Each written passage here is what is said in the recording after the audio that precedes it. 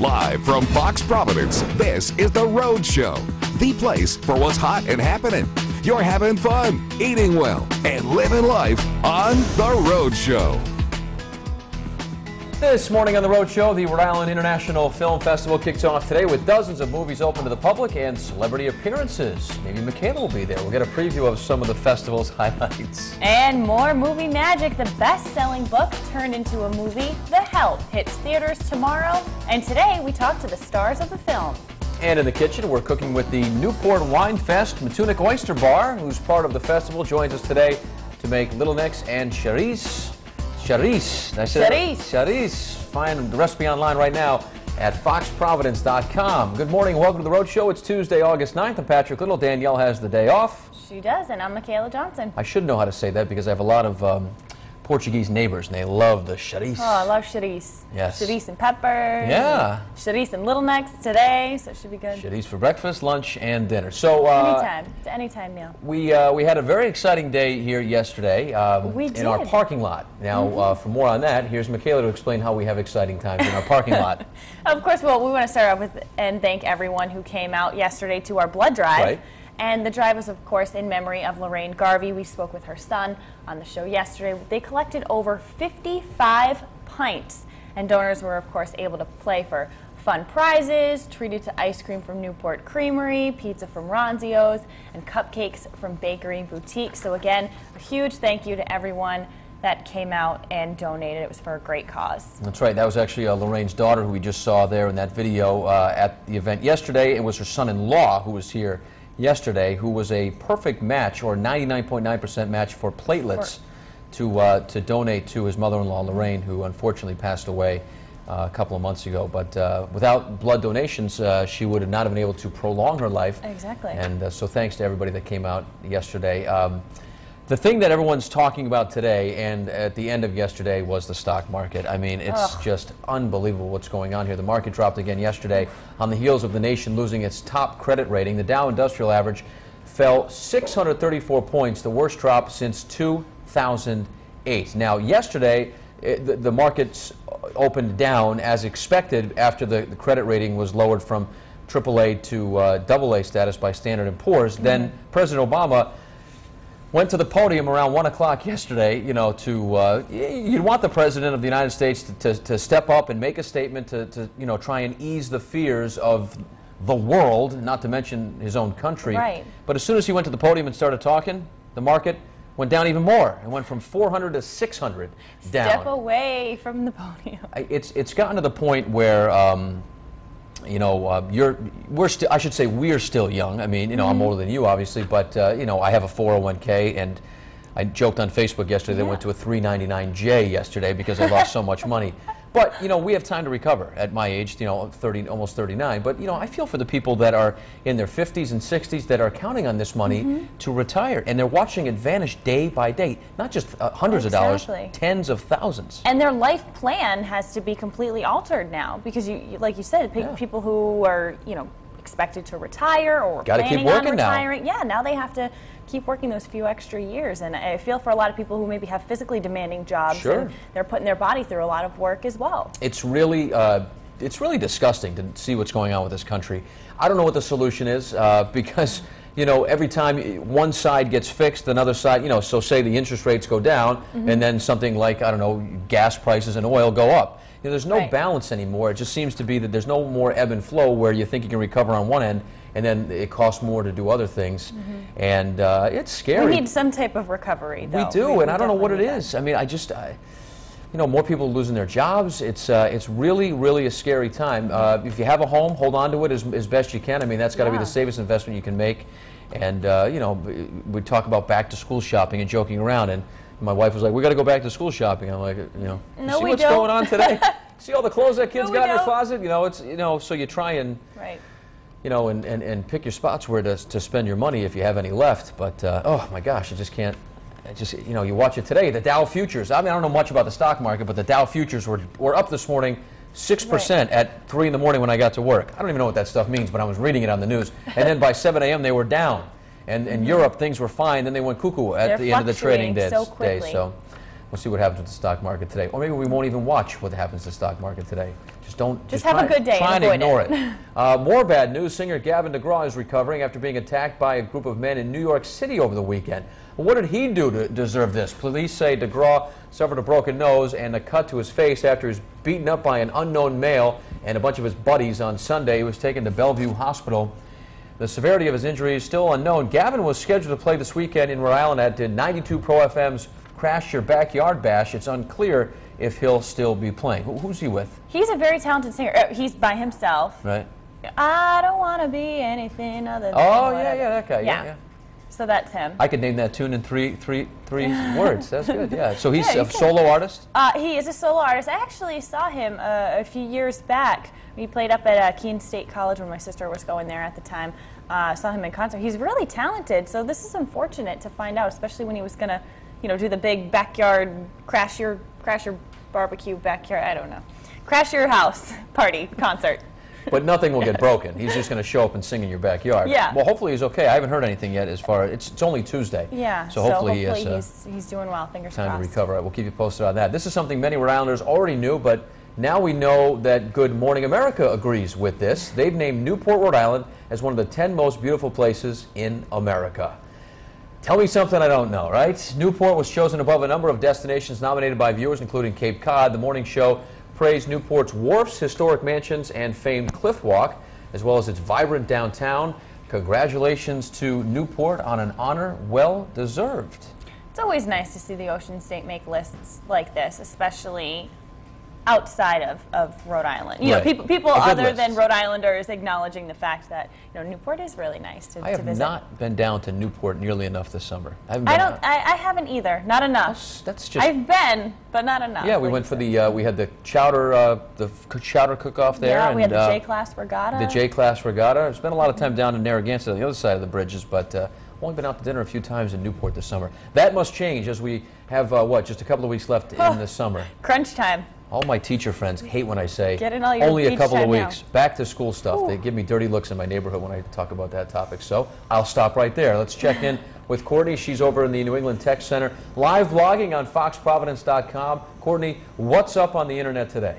Lots of stuff. We have lots of good movie-themed things going on. So if you're live blogging now and you're on foxprovidence.com, it'll be easy to find. If not, I can always drop in the link for you guys. Every now and again, we all like to get a little nostalgic about things from our youth and think about them, but today can be one of those times. Right now on foxprovidence.com, we have an interactive that takes a look back at 20 memorable coming-of-age movies. So this one here is the iconic film Stand By Me, and it actually turned 25 yesterday. So also you can check out Fast Times at Ridgemont High, American Graffiti here. There's that one. Valley Girl, Footloose, there's 16 Candles, The Outsiders, Karate Kid, and more. You can look back at all of that. And also in our entertainment section, we have the summer movie preview. You can watch all the trailers from this summer's big-time flicks that were coming to a theater near you. And the latest one to be on the lookout for, that's the last one of the summer, 30 Minutes or Less. It's starring Jesse Eisenberg. You might remember him from The Social Network. So you can check out those new movie trailers or stroll down memory lane with some of the old ones, all on foxprovidence.com. So for now, we're going to head into the kitchen with Patrick. What are we cooking up today? Well, we have Chef Wayne Bush. He's from Matunic Oyster Bar, and they won Best New Restaurant in the Best of Rhode Island category this year on the cover of the magazine, so congratulations. Thank you. That's pretty cool, right? Yeah, it's real cool. You have some, what do you got here? I see some little necks and chorizo. Yeah, we're going to prepare a little, one of our appetizers that we make at the restaurant. It's little necks and chorizo. Usually we serve that with a side of grilled bread, little white wine steamed. That's like a classic, shore fare. Little necks are usually always local, actually always local. Yes. Around the pond down there, and yeah, we're going to be doing this at the Newport Wine Fest. Wine Fest this year. So. August 19th to the 21st. So Right. You'll be there? You'll be at the Wine We Fest will. with this? Yep. Because this goes perfect with wine. It does. How many of these steamers do you think you go through in a I don't know, Little necks? a week? Little neck, right? Thousands. Thousands, yeah. Yeah, thousands. And you catch them right down, catch them? Catch them, is that the right Well, word? no, not a lot of chasing No, going on. chasing. But Dig them up there, right Yeah. there, like you said, right near the where you guys are located, right? yeah, they come from all around the shoreline, down there. It's a great local product, I you know. Yeah, I love that. I love yeah. that. All right, so we're going to cook up some Little Necks and drink some wine and have a good old time here in the kitchen this morning with the Matunic Oyster Bar. You can find the recipe online at foxprovidence.com. I'll be there. All right, well, next weekend is the second annual Newport Wine Festival. It's actually the largest food and wine festival in New England, and they'll be tasting hundreds of wines and, of course, some beers along the way as well. So here with us today is Michael Guinan from the festival and MS Walker distributor Brett Allen. So, Mike, I want to start with you. Tell us a little bit about this festival. Sure. Well, as you said, largest outdoor wine and food festival. We have hundreds of wines, spirits, some craft beers to sample, and a lot of food this year. We have over 20 restaurants that will have food samples or selling samples. We have about 20 celebrity chefs that will be doing kitchen stage demonstrations. Some great stuff. Oh, a lot of demos, and you mentioned celebrity chefs. Anyone that we can look out for in particular? A few folks. We have Aaron McCargo Jr., the Food Network's next big star. We've got Mike Elder from TLC. He's the 3-time cake champion. Wow. And then from the wine side, we have Ramona Singer from the Real Housewives of New York City for the Pinot Grigio. Excellent. Little drama. Yeah, there you go. A little drama, mixing it up there. Now, Brett, what kinds of wines can people see at this festival? You know, there's something for everyone. But a lot of great wines to enjoy when it's warm out, you know, out at a picnic, such as this Harbortown, New Zealand Sauvignon Blanc. Okay. So maybe we should even try it. Yeah, let's give it a Because whirl. it is refreshing and great with seafood, and there's going to be some shellfish offered there, right, Mike? Okay. Absolutely. We have some Little Necks going on in the kitchen as well. So this is the Sauvignon Blanc, you said? From Marlborough, New Zealand, which is kind of like the Napa Valley of New Zealand. But Okay. instead of Cabernet being the main production, Sauvignon Blanc is pretty much 90% of the production. So why don't we try it? Wow, okay, and you'll let's see that it give it a has whirl. some Do we great have to fruit do the little tones and yeah, fancy sure, little- the fancy swirl and a little nose to it. But you know what? There's something for everyone there, and Tastes like a white.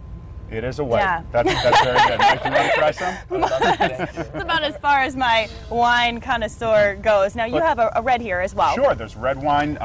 Malbec is hot as as a pistol out of Argentina. Malbec is from Mendoza, Argentina, and great with grilled meats, hamburgers and barbecue. So we have wines that can take you into the fall, or Wow. there's rosé here from Frederick Wildman and Sons, Paul Jabelet, from the south of delicious. France, and it's great with salads and just an aperitif. I mean, we're just going to enjoy ourselves over the Wine Fest weekend. Excellent. And we're that would be a red. And this would be a You're right, red, that's yes. We're going to enjoy ourselves out in the weather yard a little bit more. Yep, Cheers to you cheers. both. Cheers. Thanks so much Cheers. for coming in. It's a Thank great you. event. For more information, head to foxprovidence.com. Only Academy Award qualifying film festival, I think I said that right, kicks off tonight. He's nodding in agreement. So George is happy with what I just said. It rolls on through Sunday with big celebrity appearances and unforgettable live musical performances. Joining us this morning to tell us more about the Rhode Island International Film Festival is founder George T. Marshall. Good morning to you. Good morning. Thanks for coming in this morning. Oh, it's a pleasure. Now, this is exciting for you folks. Finally, some good news. We've talked about the stock market and everything, all this bad stuff, people losing their jobs. We want to talk about something positive, and you're here to do just that. Absolutely, because the truth is, no matter what happens around the world, we all need entertainment. Yes, we do. And with what we do with our festival, we, I think, have an amazing amount of quality films that people can see that are independent films representing work from across the globe. All right, so what happens, we'll start with tonight. Tonight, we're an Academy Award qualifying festival. We're one of 65 out of about 7,000 film festivals, and the only one in New England with that qualification. So we show short films. So if you don't like something, you'll find something else that you like. Okay. But I guarantee tonight all the films are going to resonate with people. One of the lead films that we have that we're very proud of is a brand new work by Terry Gilliam from Monty Python fame. Sure, yeah. So that's opening night, and it's a party afterwards, so it's all inclusive. You come in, you watch the movies, and then join us for a party with the Taste of Rhode Island. Where is this? Veterans Memorial Auditorium, are now called the Vets. Okay, cool. Now, one documentary receiving a lot of buzz is the family band, The Cowsill Story, and the inspiration behind the Partridge Family, right? Exactly, and yes. Many Rhode Islanders will recognize this, the Cowsill name. Tell us about the film. Well, the film itself is an amazing documentary, and it covers everything. There are warts and all in this film. It's totally honest, and it goes through their life and where they are today. The band actually, the surviving members of the family, will actually be performing at the end of the presentation on Wednesday night. So again, it's a three-fer actually, because they're going to be doing Q&A with the audience after the film screens, and then they will be performing on stage. Oh, even better. All right. Later this week, the festival will be giving out the prestigious Lifetime Achievement Award to Paul Sorvino, right? Absolutely. We know a younger generation knows his daughter Miro, right? Yes, and I believe she's coming. Really? Yes. All right. So when will Paul be in town? He'll be here on Thursday. He'll be here with Rupert Friend, Federico Castellucci. We actually have celebrities all week long coming to the festival. And Sunday, Sam Yeager is coming in from Parenthood.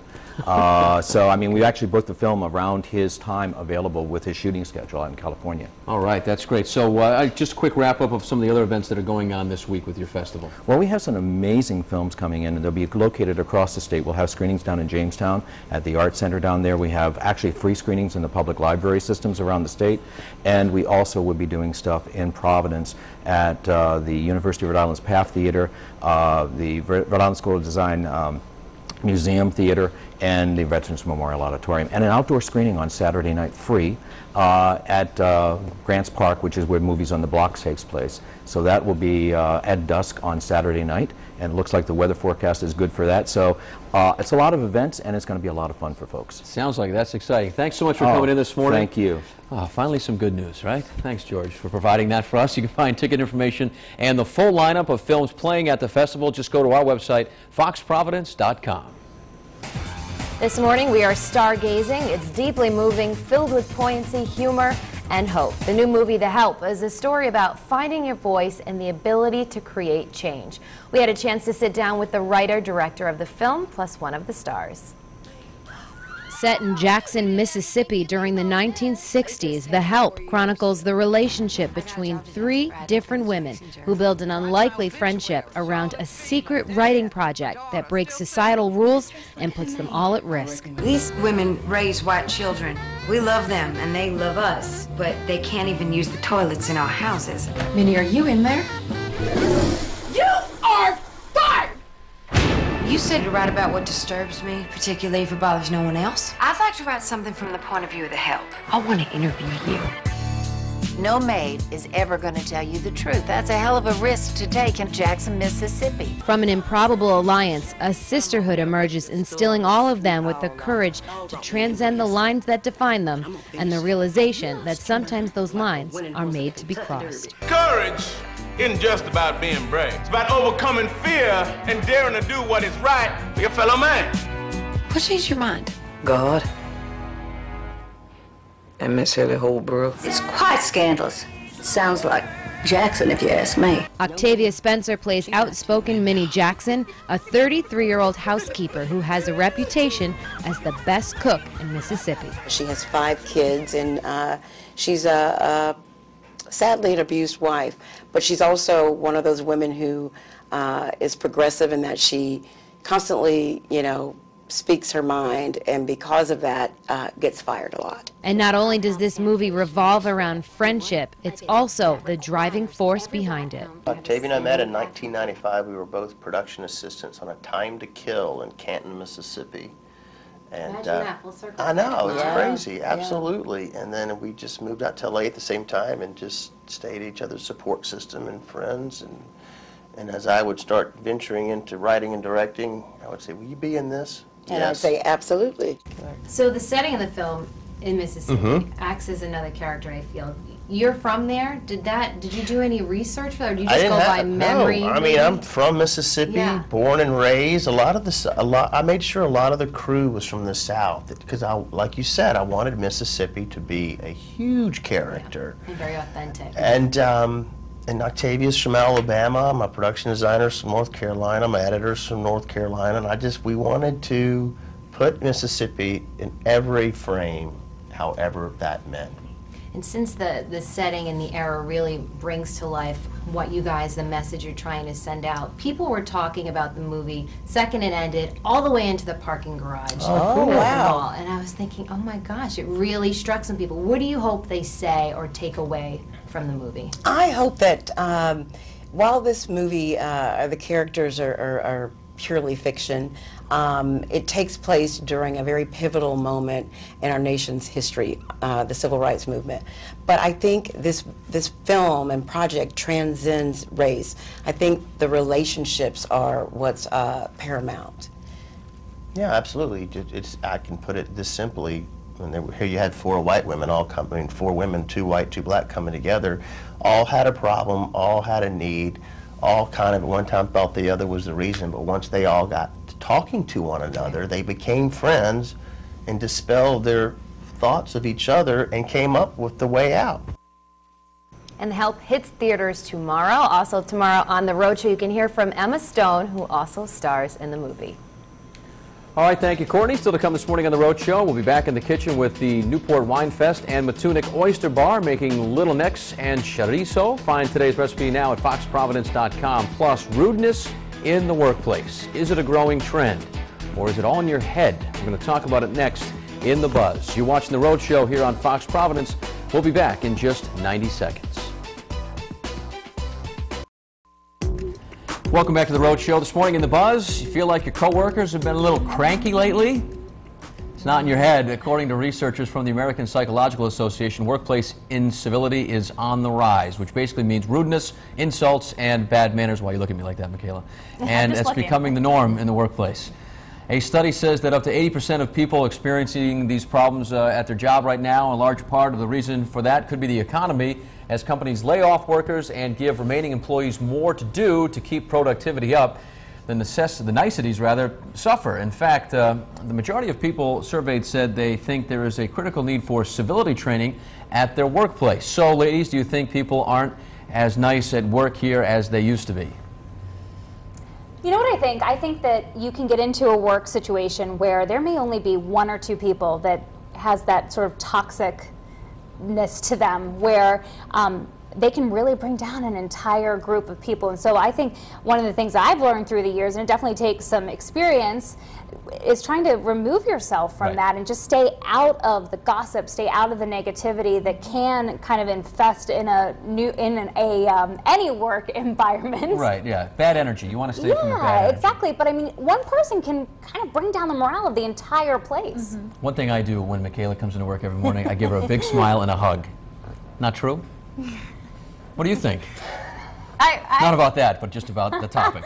I agree with Michelle, the fact that, you know, it can be somewhat of a downward spiral or a bit contagious when, you know, someone's feeling down. They kind of want to bring others down with them. So yeah, you do have to separate yourself from that. But I understand where they're coming from of seeing more negativity and maybe more rudeness or things like that, because maybe people are more stressed. I mean, we were just talking today of how the stock market is plummeting.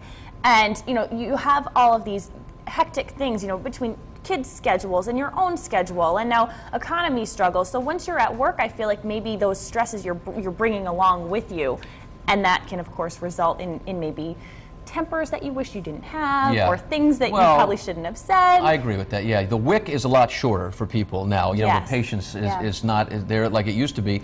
But I think there's always been stress in the workplace. You know, just in our business alone, we've seen more people doing more than they used to do, you know, where reporters that used to just be reporters now carry cameras and they're out doing twice as much work. But, you know, there are those that I guess the people that don't like it, they don't work here, you know, they don't end up working here or anywhere anymore, because you can find plenty of people that need work that will come here and provide some positive energy and come in and do the job and not gripe about it. But, you know, I think companies should keep in mind that, you know, that moods are down, and maybe that's a good idea to have some civility training, wouldn't you think? I just think that... You're always happy, Michelle. I think in a time of budget cuts, though, I think civility training would be my choice to go over, say, one of my coworkers' jobs. I agree. So, I mean, who has the money for civility training? If you can't, right? Sure, all right. Why not just have, like, an ice cream party? Yes, that would make everyone... Ice cream saves the world. That would put everyone in such a better mood. You know, I actually read on the news this morning that the cost of making ice cream has gone up this year because whole milk costs 30% more than it used to. This is what I'm talking about the toxicness in a workplace. I'm that guy, huh? Yes, I'm the guy. stop. Is that why you don't talk to me anymore when we pass each other in the hallways? Well, it could also What's be your excuse? You crank the AC up. Crank the air conditioner. Oh, the air conditioning. Courtney's in there laughing up the storm too. I miss chilly. Danielle. I really miss Danielle. That's saying a lot. She would agree She with might us. side with the ladies, though. I think. That's true. We'll see. Where's Ben? I miss Ben. I need a man on the show. Courtney, take it away. I'm sure we'll have a male on the show pretty soon, coming up in later segments. We're talking about workplace rudeness and what people think the cause or the root is. We'll start on Fox Providence. Lots of comments on Facebook. I do want to get to those. So G. Winton says, I think people these days are rushed, under pressure, and tired, so it makes sense that they would come across as rude. No excuse, though. And Jerry said the reason we have rudeness in the workplace today is because everyone is out for themselves. So here's the poll here. We asked, do you think people aren't as nice at work as they used to be? A, yes, people are feeling more pressure. B, no, workplace behavior is no different. Here's a look at our Facebook page, about 8 comments maybe so far. Aaron Blackman said, I noticed that a long time ago. I think it has more to do with the fact that technology is making us far less social, at least in a face-to-face sort of way. Andrew Marnick says they say misery loves company, so it's all about personal mindset. He says if you're having a bad day, it's your choice to change it for yourself and those around you. And Nancy Sweezy says you have no idea. I'm a wedding planner, rude, ungrateful brides, and vendors, she said. And then Brian Gibbons said common courtesy, not so common anymore. Hopefully, we as a workplace nation can turn this around, but we'll see what you all really think in our poll. We'll have those results end of the show. For now, we're going back into the kitchen with Patrick. What are you working on now? We're working on a game plan, and here we have Perry, who's the owner of the Matunic Oyster Bar. Say hello. And we have Chef Wayne over here, and we're shucking oysters. You're part of the Newport Wine Fest. Tell me about your involvement in that. We are going to have a few different booths selling steamed shellfish, raw shellfish, lobster rolls, chowder stuff, these things of that nature, and we'll also be hosting the Oyster Cup Challenge at the Newport Wine Fest this year. Ooh, the challenge. What's the challenge? Well, it's going to be a oyster shucking competition. The best time wins. Whoever shucks a dozen oysters the quickest will win. However, it's not just whoever gets done the best or the quickest time. They have to do the most thorough job, not get any shells in the meat, not crack the shells, make sure they're shucked and presented nice. And so it's not only quantity, it's quality. Absolutely. Quality shucking, very important. Okay. This is the part of the show where they usually ask me, hey, Patrick, would you like to try and shuck an oyster? And so I avoid injury this morning. I think I will answer no to that and have you, I'll put you on the clock for 30 seconds, and can you see how many you can shuck? Okay, Are you no. I can do that. I'll quickly explain. Or you want to just do a demonstration? I mean, I'll shuck. Okay. What you have to do is you have to crack the meat. The adductor muscle is usually 2/3 of the way up the oyster. It holds the shells together. Okay. So to pop that, you have to get into the what's called the umbo right there in between the two shells, and you pop it open. So you get the knife in there, you pop it open, and then you cut the meat off the top shell. Yeah. And then you cut the meat off the bottom shell. Yeah. That's a beautiful oyster right there. Oh, you like that one, so huh? you put it down, and then if you're in a competition, you get real nervous and you shake. I told you it was a bad idea. Oh, see, now you cracked that one. Is that okay? Or it's just one half of the shell? The other half of the shell they don't look at. Oh, okay. Oh, they only look at one half of the shell. All right, all right, all right, all right. All right, Perry, you don't injure yourself, man. You're doing great. Looks great. If you find any pearls, let me know, and I'll sell them. You can find the recipe, the ingredients, and more about the Newport Wine Fest online at our website, foxprovidence.com. All right, still ahead this morning on the Road Show. For students heading off to college for the first time, how do you know what to bring? That's always a tough choice. Our expert brings us tips for the college-bound student next. Plus, stretching your vacation budget without skimping on luxury, we've got your vacation destinations coming up. But before we go to break, head to foxprovidence.com now and click on the Save Now Providence link for the Road Show Deal a Day. Every morning we'll offer you an incredible bargain on things you'll love, and today's deal is for the 2nd annual Newport Wine Fest. You can get 50% off the admission price. Check it out and sign up for more deals right now on foxprovidence.com. Today in Higher Learning, with students preparing to head off to their freshman year in college, all the back-to-school ads take on a special urgency. Students and families are scrambling to get everything they need to make the transition to dorm living. And it's easy to go overboard and waste money at a time when the cost of heading off to college is expensive enough. Here to talk about having a sensible approach is Peter Kerwin from the Rhode Island Higher Education Assistance Authority. Good morning, Peter. Good morning, Michaela. All right, so moving into a dorm is really not only for the student but for the family as well. Is there a certain approach that they should take? Well, you know, USA Today had a great story on this about kind of avoiding all of the hype and going overboard with that transition to college dorm living. I mean, the fact is, if you think about it, this is the second biggest marketing this back to school season. For retailers, it's the second biggest marketing time of the year for them. Oh, yeah. Second only to, you know, obviously the run up to Christmas. So people are getting hit with all these messages telling them this is what your student absolutely, positively has to have if they're going to make that transition to college dorm life. So, you know, the National Retailers Federation is saying that people are expected to spend up to $800 this year on clothes, electronics, and furnishings for dorm rooms. Now that's down from last year, $835, sign of the tightening economy maybe, but it's a reminder that people have to be sensible about this stuff because, you know, you're talking about, you're not moving into a suite at the Westin.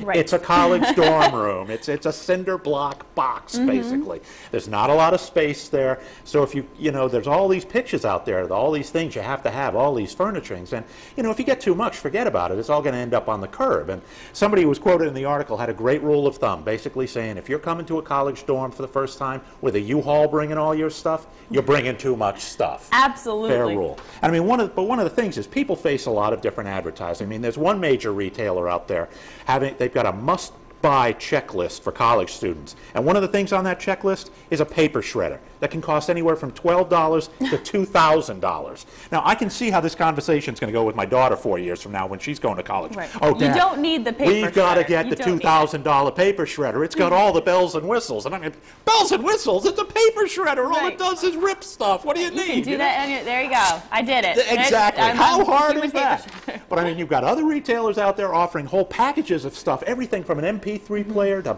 bedspreads to vacuum cleaners, all in the same color.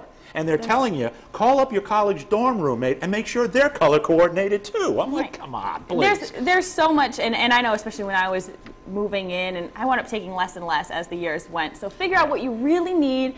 Keep it simple. Peter, thanks so much for joining us this morning. And for more information on heading off to college, visit foxprovidence.com. All right, a local man heads out on the open sea, proving not even an incurable disease can stop him. Walt Buteau has this week's street story as we follow the Optimism Tour. Bob Preston knows his way around a boat. Making sure there's no water in the fuel. But nowadays, he's extra careful. It's not a question of if I fall in the water. God forbid it's when I fall in the water that I have to have a jacket on. You can't tell by watching him navigate through Newport Harbor. And Bob pushed aside the symptoms for about 2 years. Family ties, radio check, channel 24. You're out of sorts, you're not firing on all 8 cylinders, you're lethargic, you got some aches and pains. The initial shock, Parkinson's disease, struck 4 years ago. As I understand it, there are about 20 symptoms, and everybody gets some of them, but nobody gets all of them. For example, no tremors for Preston, his hand steady on the wheel.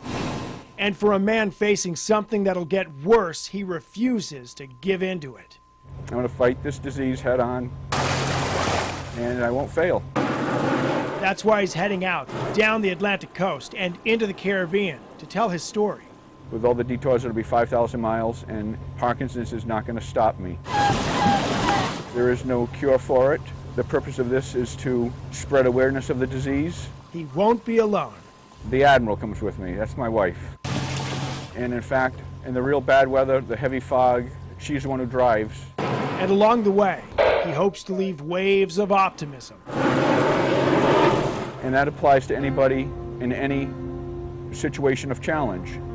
Whether they're fighting Parkinson's, MS, cancer, whether they're having difficult financial times. The goal of the Optimism Tour is to raise $150,000, but Preston is paying his own expenses. Every penny raised will go toward funding a cure for what Preston plans on beating. For The Rhode Show, Walt Buteau, Eyewitness News. And we hope the Prestons have a safe journey down to the Caribbean. Still ahead on The Rhode Show, so you spend most of your summer budget on seafood, but if you're still looking to take a vacation, we've got tips to stretch your travel dollar. That's next. Later, we're back in the kitchen making Little Nicks for the Newport Wine Fest. Find today's recipe online right now at foxprovidence.com. You're watching The Rhode Show on Fox Providence. Stay with us. Today in Going Places, when it comes to vacations, there's nothing better than stretching your dollars. So how can you get 5-star travel at 3-star prices? Travel Zoo's senior editor Gabe Saglier joins us with tips and some great deals. Good morning again, Gabe. Hey, good morning. Good to be with you. Good to see you again. Now, before we get to the deals, what are some of your tips to stretching your dollar without ripping it? All right, yeah, 3 quick tips here. First of all, because of what's going on economically out there, a lot of us are just holding on to our cash a lot closer to our pocketbooks, less of this long lead vacation planning. So now that there are incentives out in the industry where if you invest money now on a vacation 6 or 9 months down the road, your savings can be pretty sweet. So look at some of these longer lead vacation packages. And then vacation packages themselves are packing quite a punch these days. We've seen 7 airfare hikes industry-wide since the beginning of the year. We are probably going to see a couple of more before the year is up. A lot of these vacation packagers are playing with airfare that they locked in well before a lot of these hikes got underway. And so they're able to get airfare embedded into these packages that you and I simply can't get if we tried to book things today. And finally, seasonality. Look, especially if you're a procrastinator and are still looking for that last-minute summer getaway, there are destinations that are in the midst of low season that will drop prices even further as a sort of a last-minute incentive to get people traveling. Places like south of the border, the Caribbean, desert locations, prices tumbling even as we speak between now and September, October. All right, let's talk deals. I want you to tell me about Ireland and then Mexico. Yeah, well, this is a great Ireland trip, and it's an example of how if you invest money now, you're going to save some big money down the road. It's for travel over the winter months, November through February in Dublin. If you travel out of New York City, it's a $5.99 package. Out of Boston, it's $6.99, so it's worth a little bit of a train ride north or south. But what you get is airfare out to Dublin, a week-long stay at a 5-star resort called the Heritage Golf Resort and Spa. Beautiful resort out there, one of the higher-rated resorts for golfers out there. You get a rental car for the duration of your trip. You get a guided tour of the Waterford Crystal Factory. It's based on travel by 4 people, but keep in mind, if you're doing this out of New York for $5.99, you can't get airfare just alone for that price this time of year. So a huge savings on a package if you're willing to invest now and travel, 4 or 5 months down the road. And the Mexico one, that's an all-inclusive deal. What's that all about? Well, this is a great package because, yes, the price point was a little bit higher earlier, and again, as we head toward the end of the summer, it's dropped even more to $99 per person per night. It's the Hacienda Encantada Resort and Spa. It's an upscale cliffside resort overlooking the Sea of Cortez. That $99 rate gets you an all-inclusive stay, so all you can eat, drink, do is included. You get an 800-square-foot suite overlooking the ocean, and if you stay 4 nights, and why would you want to stay any less, you get a free Swedish couples massage with that as well. So again, south of the border, even in very safe and popular destinations like Cabo and Cancun, even deeper discounts as we head toward the last few weeks of the summer season. Oh, you always got to love the massage thrown in there. All right, another tropical getaway, the Bahamas. What do you have there?